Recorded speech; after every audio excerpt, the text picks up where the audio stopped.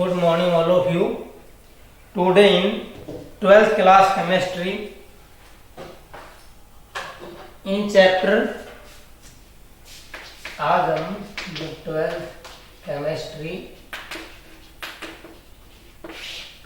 और चैप्टर है आपका सरफेस केमिस्ट्री। सरफेस केमिस्ट्री और डेट हो गई आज 18/6/2020। तो आज हम सरफेस केमिस्ट्री में क्या पढ़ेंगे? कैटालाइसिस।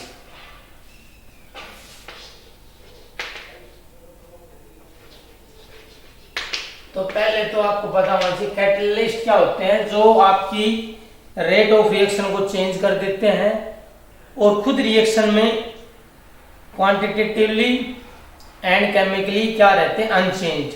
वो क्या कहते हैं? कैटलिस्ट। और फिनोमेना को क्या बोलते हैं? कैटालाइसिस। लिखो इसकी definition. Substances which alter the rate of reaction, which alter या change एक बात है, which alter the rate of reaction, which alter the rate of chemical reaction, which alter the rate of chemical reaction and themselves remain unchanged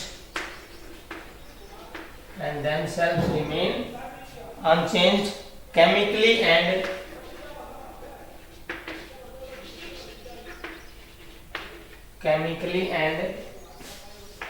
quantitatively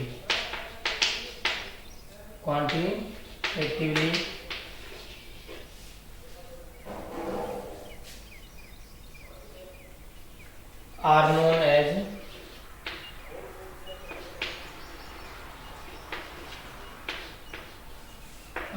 as catalyst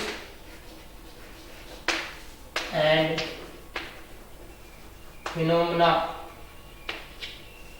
जो phenomena है is known as catalysis. जो phenomena है उसको हम क्या बोलते हैं? Catalysis. जैसे आप है ना एग्जांपल देखो, जो आपका फॉर एग्जांपल में आप देख सकते हो, जो आपका KClO3 है, ये किस में चेंज होता है? KCl प्लस O2 में। ये जनरली अगर बिना कैटलिस्ट की प्रेजेंस में होती है तो ये रिएक्शन आपकी होती है 653 से 873 केल्विन टेम्परेचर पर।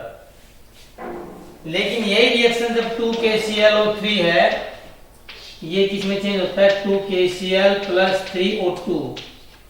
और इसमें अगर हमने क्या यूज कर लिया? MnO2 एज ए कैटलिस्ट, या MnO2 as a catalyst use कर लेते हैं, तब आपका जो टेम्परेचर कितना हो जाता है? 473 से 633 केल्विन टेम्परेचर रेंज में ये रिएक्शन क्या हो जाती है आपकी? पॉसिबल हो जाती है। तो देखो एक बार दोबारा से, कैटलिस्ट क्या होते हैं? सब्सटेंस विच अल्टर का मतलब जो चेंज कर देते हैं, which alter the rate of a chemical reaction, जो केमिकल रिएक्शन का रेट चेंज करते हैं, देमसेल्फ और खुद अपने आप में क्या रहते हैं? रिमेन अनचेंज्ड केमिकली और क्वांटिटेटिवली उनमें कोई चेंज नहीं होता है। वो क्या कहलाते हैं? कैटलिस्ट। और फिनोमेना को क्या बोलते हैं? कैटालाइसिस। फॉर एग्जांपल आप देख सकते हो KClO3 है, कैटलिस्ट की प्रेजेंस में ये रिएक्शन 473 से 633 केल्विन के बीच में पॉसिबल हो जाती है अगर हम NMNO2 एज ए कैटलिस्ट, क्योंकि इसने रेट ऑफ रिएक्शन इंक्रीज कर दिया है, इस वजह से टेम्परेचर कम हो गया। और बिना कैटलिस्ट ये रिएक्शन आपकी 653 से 873 केल्विन टेम्परेचर पे पॉसिबल होती है। तो ये था आपका कैटलिस्ट और उसके बारे में। नेक्स्ट हम पढ़ेंगे प्रमोटर्स एंड पॉइजन्स।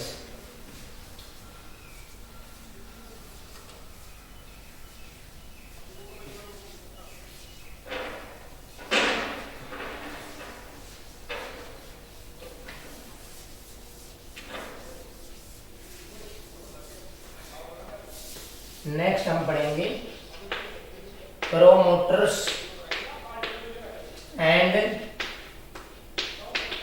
पॉइजन्स। अब देखो प्रमोटर और पॉइजन्स क्या कहलाते हैं। प्रमोटर्स तो वो होते हैं जो सब्सटेंस कैटलिस्ट की एक्टिविटी को इंक्रीज करते हैं, वो तो आपके क्या कहलाते हैं प्रमोटर्स। और पॉइजन्स क्या होते हैं जो आपकी कैटलिस्ट की एक्टिविटी को डिक्रीज करते हैं, वो क्या कहलाते हैं पॉइजन्स। इसमें लिखो आप promoters are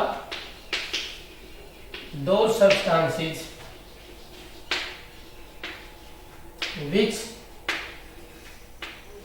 enhance the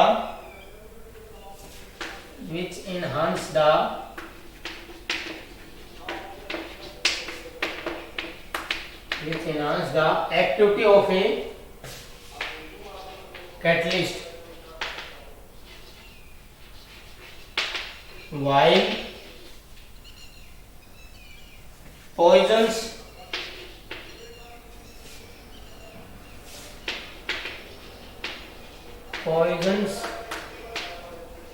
decrease the activity of a catalyst,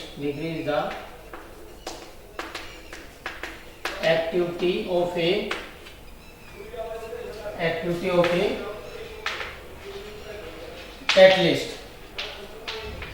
for example इसमें आप देख सकते हो जैसे जो आपका अमोनिया का बनना है N2 प्लस 3H2 गैस, ठीक है, और इसमें आपका ये आपका 2NH3 गैस में कन्वर्ट हो जाता है।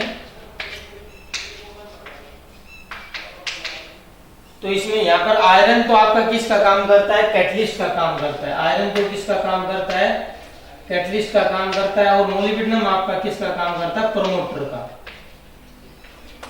ये कैटलिस्ट की एक्टिविटी को बढ़ा देता है।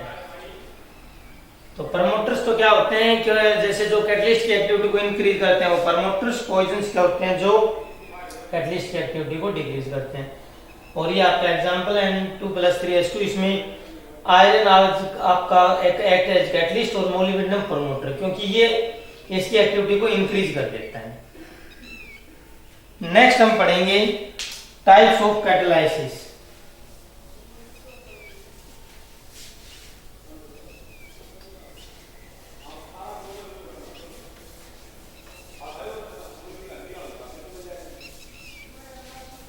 नेक्स्ट हम पढ़ेंगे types of catalysis.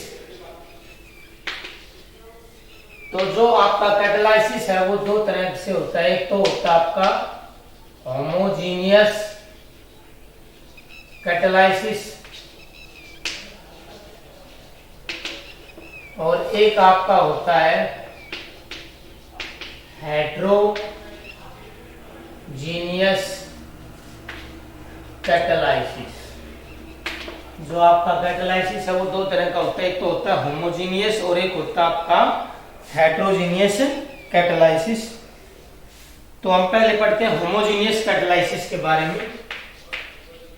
Homogeneous catalysis,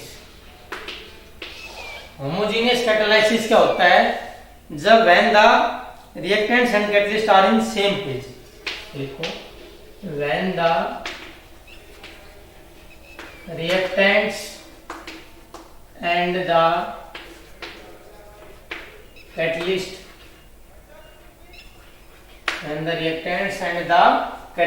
are in same phase।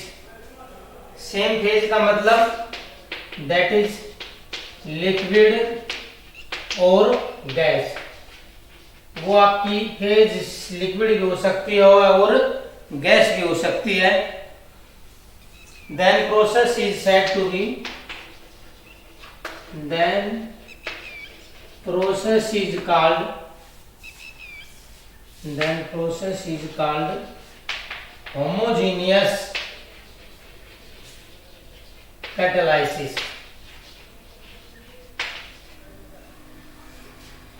Then process is called homogeneous catalysis. For example आप देख सकते हो इसमें आप 2SO2 गैस है प्लस O2 गैस, और ये आपका किस में चेंज हो रहा है 2SO3 गैस के अंदर, और यहाँ कैटलिस्ट आपका काम कर रहा है नाइट्रोजन ऑक्साइड, ये भी आपका गैसेस फेज में। सेकंड एग्जांपल देख सकते हो C12H22O11 एक्वस है प्लस H2O आपका लिक्विड है, और ये किस में चेंज हो रहा है H2SO4 की प्रेजेंस में, और ये C6H12O6 प्लस C6H12O6, ये आपका ग्लूकोज है, ये आपका फ्रक्टोज है, और दोनों ही क्या है आपके एक्वस, ब्रैकेट में क्या है एक्वस। तो देखो इन दोनों एग्जांपल में देखो क्या डेफिनेशन लिखा है होमोजेनियस कैटालिसिस की। When the reactants and the catalyst are in same phase, जब आपके रिएक्टेंट और कैटलिस्ट दोनों क्या हो सेम फेज में हो, वो सेम फेज लिक्विड भी हो सकती है और गैस भी। देन प्रोसेस, जैसे यहाँ देखो ये रिएक्टेंट है और ये आपका कैटलिस्ट है, ये भी गैसियस फेज में, ये भी ऐसे, ये आपका H2SO4 है, ये भी लिक्विड फॉर्म में है आपका, और ये भी आपके दोनों एक्वस या लिक्विड फॉर्म में है।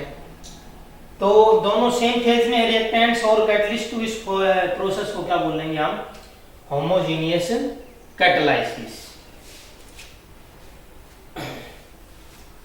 नेक्स्ट पढ़ेंगे हम हेट्रोजीनियस कैटालिसिस। इसमें क्या आएगा when the reactants and the catalyst are in different phase, इसमें क्या जाएगा different phase, then process is called heterogeneous catalysis. और इसके एग्जांपल देखो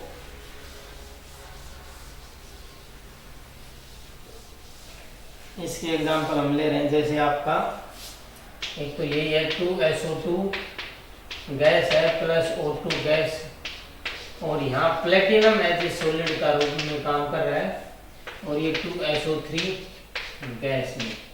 एक तो एग्जांपल ये है। सेकंड आप ये ले सकते हो आप N2 गैस है प्लस 3H2 गैस है, और यहाँ आपका आयरन एज ए सॉलिड, और ये 2NH3 गैस है। तो आप देख सकते हो यहाँ रिएक्टेंट्स और कैटलिस्ट, इनकी जो फेज गैसियस है और ये सॉलिड है, यहाँ इनकी गैस फेज गैसियस है और ये सॉलिड है। जब आपकी रिएक्टेंट्स और कैटलिस्ट की अलग अलग फेज होगी तो वो क्या कहलाएगा आपका हेट्रोजीनियस कैटालिसिस। इसके बाद हम पढ़ेंगे absorption theory of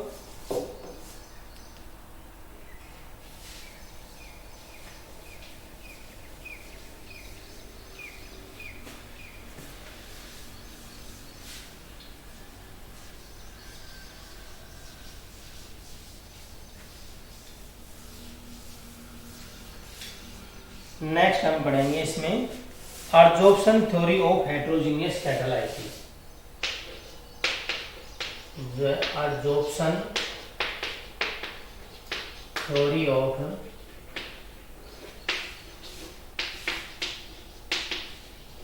heterogeneous catalysis. Absorption theory of heterogeneous catalysis, इसका जो मैकेनिज्म है वो 5 स्टेप्स इन्वॉल्व करता है। तो मैं पहले ना मैकेनिज्म को आपको मैं लिख देता हूं, जैसे ये है आपको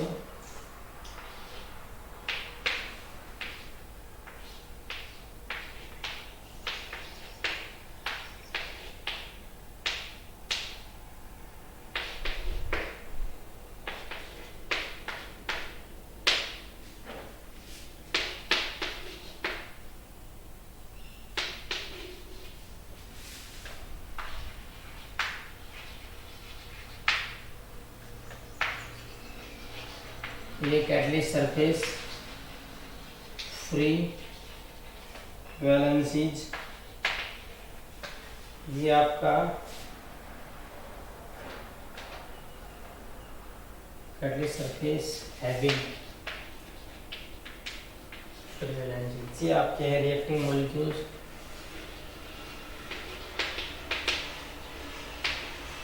रिएक्टिंग मॉलिक्यूल्स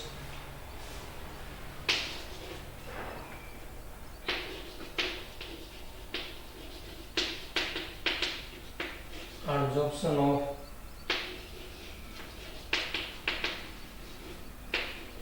reacting molecules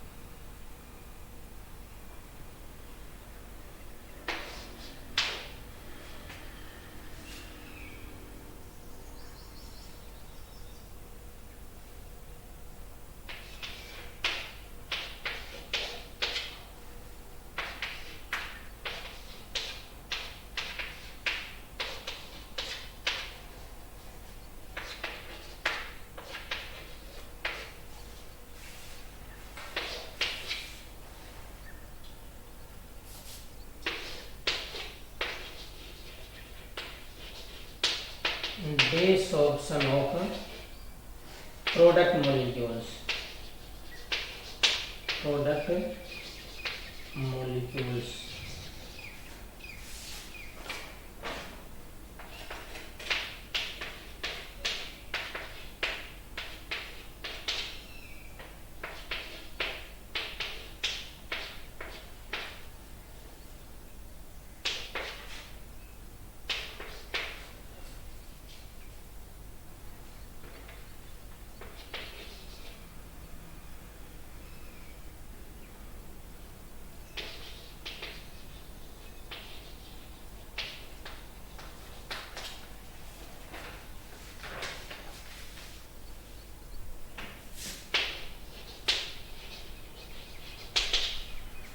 देखो इसमें एब्जॉर्प्शन थ्योरी ऑफ आपकी हेटेरोजेनियस कैटालाइसिस है। इसमें 5 स्टेप्स इन्वॉल्व होते हैं। कितने स्टेप होते हैं आपके? 5। फर्स्ट स्टेप क्या कहता है? Diffusion of reactants to the surface of catalyst. First step क्या कहता है? Diffusion of reactants to the surface of catalyst. जो आपके रिएक्टेंट मॉलिक्यूल है ये कैटलिस्ट की सरफेस के ऊपर क्या हो जाते हैं? डिफ्यूज हो जाते हैं। ये आपका फर्स्ट स्टेप है, लिख भी सकते हो क्योंकि मैं बोर्ड पे नहीं लिखवा रहा हूं। क्या? Diffusion of reactant molecules to the surface of catalyst. Second है आपका absorption of reactant molecules on the surface of catalyst. Second step क्या है आपका? Absorption of reactant molecule on the surface of catalyst. पहले तो ये सिंपल आपके diffuse हो रहे थे, सेकंड में क्या हो गए? ये आपके रिएक्टेंट मॉलिक्यूल इसके ऊपर क्या हो गए? आपके क्या हो गए? एब्जॉर्ब हो गए। क्या हो गए? एब्जॉर्ब हो गए। ये दोनों है ना आपके अलग अलग है रिएक्टिंग मॉलिक्यूल्स। ए अलग है, ए प्लस बी ये अलग है, ये ए और बी दोनों अलग अलग है। तो स्टार्टिंग में तो क्या हो गए थे? ये आपके रिएक्टेंट मॉलिक्यूल इसमें डिफ्यूज हो गए थे। सेकंड स्टेप में आपका क्या था? Absorption of reactant molecule. जो आपके रिएक्टेंट मॉलिक्यूल थे वो कैटलिस्ट की सरफेस पे क्या हो गए? एब्जॉर्ब हो गई। थर्ड में क्या है? Occurrence of chemical reaction on the catalyst surface through the formation of an intermediate. देखो एक केमिकल रिएक्शन होगी, अकरेंस ऑफ, थर्ड स्टेप क्या आपका? Occurrence of chemical reaction on the catalyst surface. Catalyst की सरफेस पे क्या होगी? केमिकल रिएक्शन होगी through the formation of an intermediate. एक इंटरमीडिएट बनेगा। ये आपका क्या है? इंटरमीडिएट है। क्या आपका इंटरमीडिएट है? ये किस तरह से बना? इन दोनों के आपस में रिएक्शन की वजह से। और फिर फोर्थ स्टेप क्या है? Desorption of reactant molecule from the catalyst surface. Desorption of product molecule. जो आपके प्रोडक्ट मॉलिक्यूल हैं वो कैटलिस्ट की सरफेस से क्या हो जाते हैं? अलग हो जाते हैं। और फिफ्थ स्टेप है diffusion of reaction products away from the catalyst surface. जो आपके प्रोडक्ट बन गया है ये कैटलिस्ट की सरफेस से बिल्कुल अलग हो जाएगा। तो दोबारा से एक बार, फर्स्ट स्टेप में तो क्या है, diffusion of reactants to the surface of catalyst. Second step में क्या है आपका, adsorption of reactant molecules on the surface of catalyst, adsorption of reactant molecule on the surface of catalyst।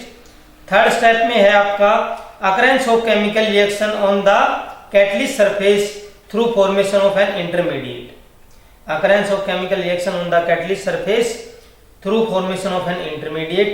और फोर्थ स्टेप में क्या है, desorption of reaction products from the catalyst surface. Desorption का मतलब अलग होना, product molecule away from the catalyst surface. और five में है diffusion of reaction reacting products away from the catalyst surface. जो आपके रिएक्टिंग मॉलिक्यूल है जो बिल्कुल अलग होना। तो देखो इसमें क्या हुआ है आपका, स्टार्टिंग में ये कैटलिस्ट था, फ्री सरफेस था, फिर रिएक्टिंग मॉलिक्यूल इस पे डिफ्यूज हो गए, फिर बाद में डिफ्यूज होने के बाद में क्या हो गए, एब्जॉर्ब हो गए। एब्जॉर्ब होने के बाद उनमें बीच में क्या हो गई, केमिकल रिएक्शन हुई। केमिकल रिएक्शन के बाद आपके जो कैटलिस्ट है वो डिसऑर्प्शन का मतलब आपके रिएक्टेंट मॉलिक्यूल आपस में रिएक्शन करके जो प्रोडक्ट बनाए वो अलग और ये कैटलिस्ट अलग हो गया है। और फिफ्थ स्टेप में बिल्कुल ये एक दूसरे से डिफ्यूज अलग हो गए, प्रोडक्ट अलग और रिएक्टेंट अलग। तो ये तो थी आपकी adsorption theory of heterogeneous catalysis. इसके बाद एक छोटा सा टॉपिक और है, shape selective catalysis by zeolites.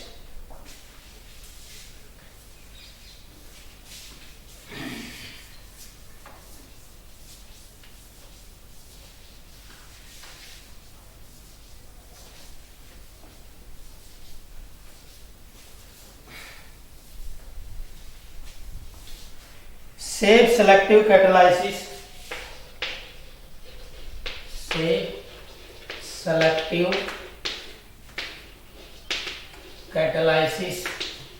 Bye zeolites.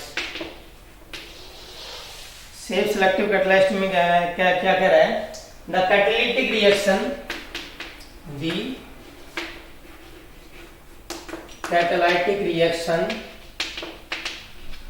the catalytic reaction that depends upon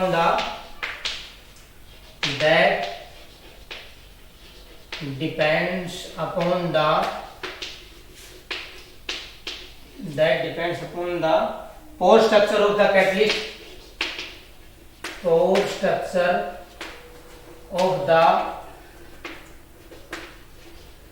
catalyst, and the size of the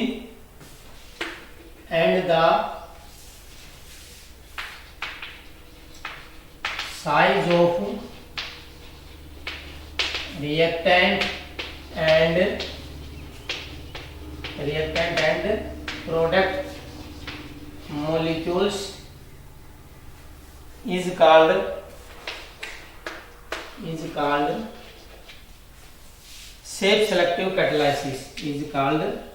safe selective catalysis, Zeolites are good safe selective catalysis.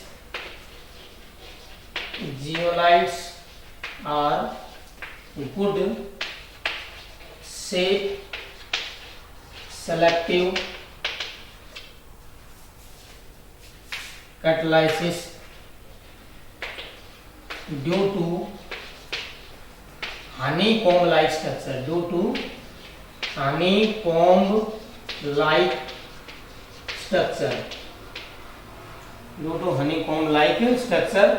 For example आप लिख सकते हो इसमें जो ZSM5 in petroleum